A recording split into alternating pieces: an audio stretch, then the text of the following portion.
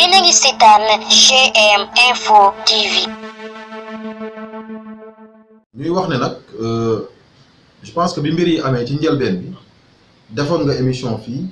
man ma def ci intervention donc waxoon ci lan moo ci sama position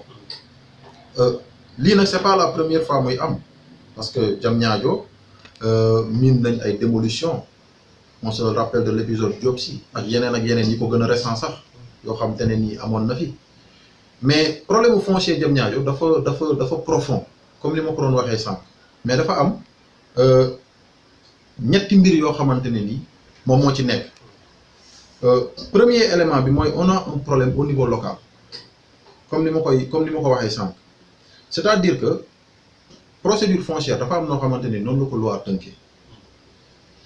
à chaque fois que nga wàcc procédure boobu yaa ngi ci illégalité ñun ci jamono yële weesu jógoon nañ di dénoncer lu mel noonu muy que ni daf ci am ay attribution yoo xamante ne wala ay lotissement yoo xamante ni niñ koy defee dëppoowul ak li yoon teg c'est-à-dire que autorité municipale dañ la ne balaa ngaa lotisser ay suuf di ko joxe na fekk nga am autorisation état ba pare loolu mooy l'élément fondamental mais dañ fi gis ay lotissement yoo xamante ne ni ñun ñëpp xam nañ ni du ay lotissement yoo xam ne état autorisé na ko. mais bu la état bañee ki nga xam ne moo war a gérer. loolu mooy deuxième volet bi. loolu mooy deuxième volet bi may ñëw parce que dama ne ñetti mbir la. premier élément bi mooy les autorisations n'existent pas donc en tant que autorité municipale boo engager les populations ci lotissement yu mel noonu jox leen ay kayit tu les mets dans une insécurité li koy andi li firndeel insécurité bi mooy à chaque fois que ñu jox kenn titre ci kaw day ñëw démolir ay këru nit ñoo xamante ne nii dañu rayante pour mun a tabax donc loolu mooy premier élément bi donc il faut que au niveau local aussi bu ñu demee ba ñuy def ay lotissement di ci engager toute une population na nekk ay lotissement yoo xamante ne ay lotissement yu régulière la lotissement yoo xamante ne ni jaarale nañ ko fi mu war a jaar ba yegsi ci askan bi mais loolu man ci li ma jàpp mooy lii tax parfois yooyu di am c'est parce qu'il y a une politisation excessive li tax mooy foncier bi dañ ko instrumentaliser de trop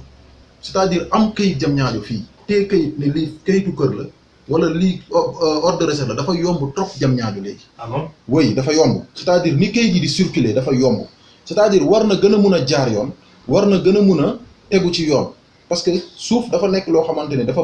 bari ay vocation yoo xam ne dafa intéressé askan bi dafa am une vocation sociale am une vocation économique askan bi dañuy soxla ay dëkkuwaay nit ñi dañuy soxla di tabax ay établissements commerciaux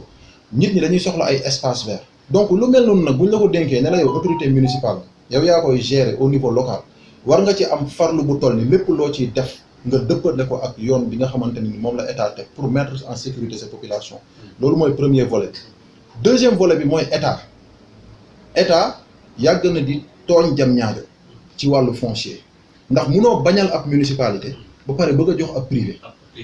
loolu c'est inexplicable ay hectares yu dul jeex nga jël ko jox ko benn nit bu doon sax parce que état dañ ne bu fekkente ne day jël suuf di ko immatriculer ci turam dafa war a nekk utilité publique motif bi dafa war a nekk utilité publique mais utilité publique kay li waral mu mun a am mooy déjà projet ba nga xamante ne da nga ko fay def nga mu nekk loo xam ne da nga koy déclarer un projet d'utilité publique mais fii lu ñu fi gis Diamniadio mooy lan mooy da ngay gis benn nit boo xamante ne nii jëlee nañ ko benn bërëb andi ko Diamniadio jox ko ay hectares mu dagg morcelé jaay cette commercialisation excessive du foncier à Diamniadio loolu responsabilité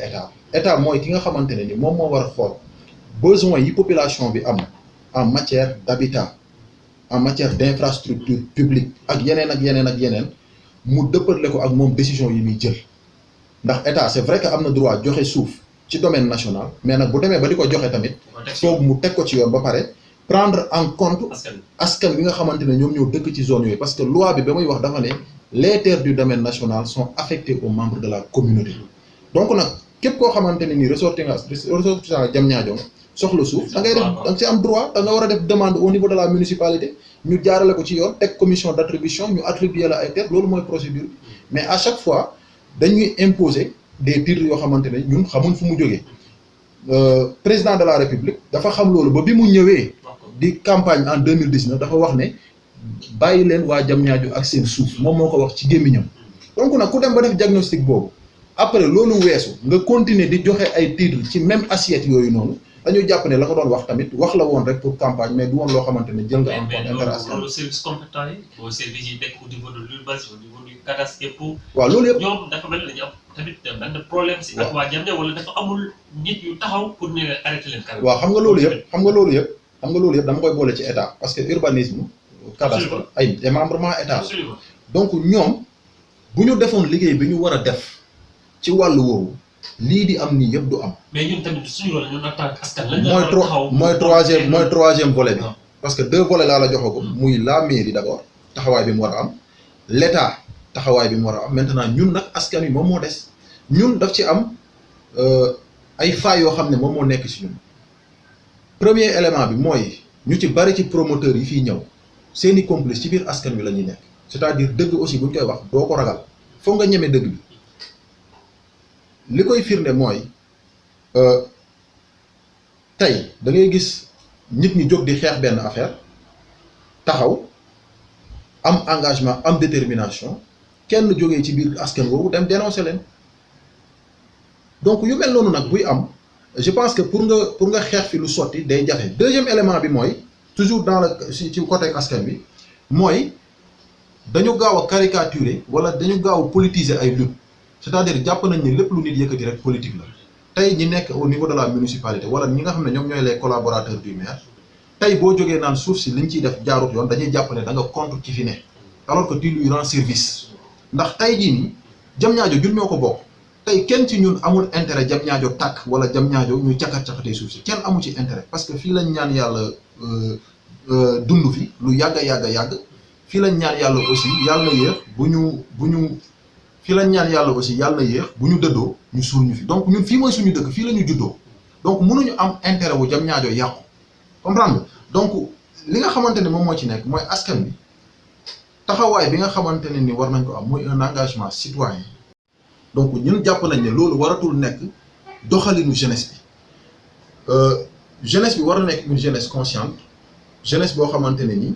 xam na lan mooy enjeu yi tey au niveau de Diamniadio te loolu nag pour mu nekk ci yow war nga nekk koo xamante ne ni d'abord ku jub nga sa loxo set na mais également war nga nekk également koo xamante ne ni ba heure sàkku xam-xam jotee dem nga sàkku ji xam-xam moo xam xam-xamu intellectuel la moo xam xam-xamu daara la moo xam xam-xamu profession ak lu mënti doon du xam-xamu université rek mooy xam-xam ak yeneen façon xam-xam yi fi nekk yëpp donc ñett yooyu war na nekk loo xamante ne ni moom mooy lal sunu action donc engagement politique bi warul nekk l'affaire des politiciens kese. dafa nekk war a nekk l'affaire de tout un chacun parce que Diamniadio tey moo toll foofu Diamniadio moo soxla ay doomam. Yéen a ngi seetaan GM Info TV.